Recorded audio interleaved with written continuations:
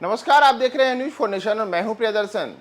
23 जून को विपक्षी दलों की पटना में बैठक हो रही है। बैठक में कई सियासतदानों का जुटान हो रहा है और इन सब के बीच जहां एक और विपक्ष काफी उत्साहित है तो दूसरी ओर विपक्ष की इस बैठक पर कटाक्ष करने वालों की भी कमी नहीं है। और इसमें अब नया नाम उपेंद्र कुशवाहा का भी जुड़ गया है। वही उपेंद्र कुशवाहा जो कुछ समय पूर्व तक नीतीश कुमार के खास हुआ करते थे, लेकिन जब नीतीश कुमार ने एनडीए से नाता जोड़कर पिछले वर्ष अगस्त 2022 में महागठबंधन के साथ सरकार बना ली तो उनका नीतीश कुमार से मोह भंग हो गया और उन्होंने अब अपनी एक नई राजनीतिक पार्टी बना ली है। अब वही उपेंद्र कुशवाहा नीतीश कुमार के साथ साथ तमाम विपक्षी दलों को कह रहे हैं कि आपकी इस बैठक से कुछ भी होने जाने वाला नहीं है। आप जितनी कवायद कर लीजिए, इसके बाद भी देश में तो वर्ष 2024 के चुनाव में नरेंद्र मोदी की ही सरकार बनेगी, वही प्रधानमंत्री बनेंगे। भारतीय जनता पार्टी का फिर से सत्ता में आना तय है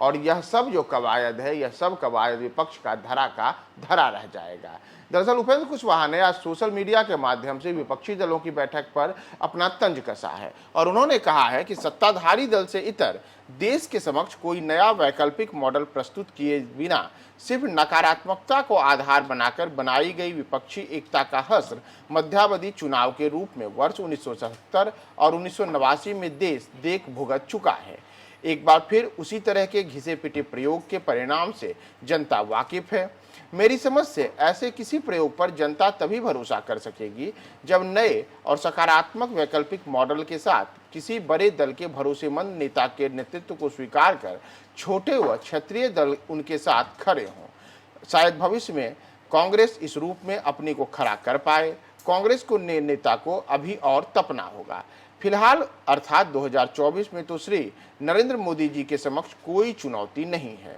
यानी कि एक और उपेंद्र कुशवाहा ने जो कल होने वाली बैठक है इसके बारे में कहा है कि अगर किसी तरीके से इस बैठक में कुछ ऐसा हो जाए कि विपक्षी दलों की सरकार भी बन जाए तो उन्होंने कहा है कि इसका हश्र कुछ वैसा ही होगा जैसा वर्ष 1977 में और वर्ष 1989 में हुआ था। यानी कि जब वर्ष 1977 में मोरारजी देसाई की सरकार बनी थी और वर्ष 1989 में जब चंद्रशेखर और वीपी सिंह की सरकार बनी थी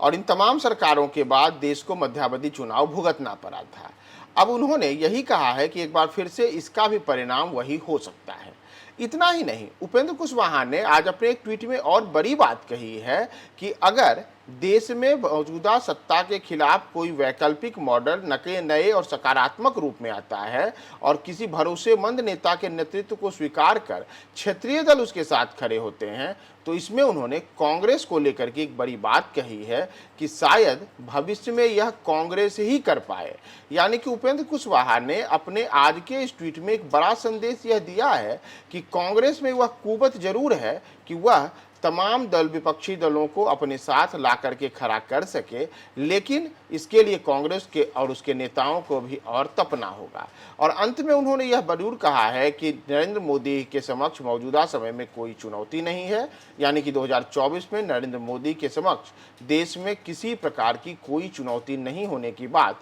उपेंद्र कुशवाहा कर रहे हैं। लेकिन उपेंद्र कुशवाहा ने अपने आज इस ट्वीट में कई गोल मटोल बातें की हैं। एक और इन गोल मटोल बातों में 1977 और 1989 का जिक्र करते हुए उन्होंने कहा है कि विपक्षी एकता की बैठक का परिणाम तब उस तरीके से भी हो सकता है जैसे मध्यावधि चुनाव देश ने देखा था। लेकिन इसी ओर दूसरी ओर यह भी कहते हैं कि देश में अगर मौजूदा सत्ता के खिलाफ किसी को सबसे ज़्यादा जरूरी तरीके से आगे आने के लिए आवश्यकता है और किसी के नेतृत्व पर भरोसा किया जा सकता है तो वह कांग्रेस ही हो सकती है। अब आखिर उपेंद्र कुशवाहा ने ये बातें क्यों कही हैं और आज उन्होंने कांग्रेस को लेकर यह क्यों कहा है कि कांग्रेस को फिलहाल अभी और तपने की जरूरत है और कांग्रेस पर उन्होंने दूसरी ओर यह भी कहा है कि कांग्रेस ही वह दल है जो क्षेत्रीय दलों को साथ लेकर एक नए और सकारात्मक विकल्प के रूप में आगे आ सकती है। यह अपने आप में एक बड़ी अबूझ पहेली है कि कहीं ऐसा तो नहीं